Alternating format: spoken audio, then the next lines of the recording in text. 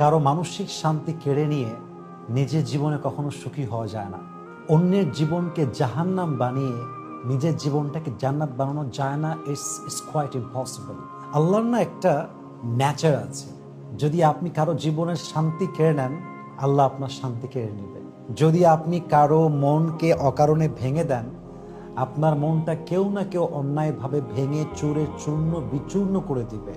ভাইরে, বান্দার হক বড় সেন্সিটিভ। আপনি যে কোনো অন্যায় করেন, maybe it could be forgiven in your grave. কবরে যাওয়ার পরে আল্লাহর সঙ্গে রিলেটেড যত রাইটস আছে, যত হক আছে, এটা আপনি নষ্ট করলে আল্লাহ আপনাকে ক্ষমা করতেও পারেন, because it is in the hand of Allah সুবহানাহু ওয়া তাআলা।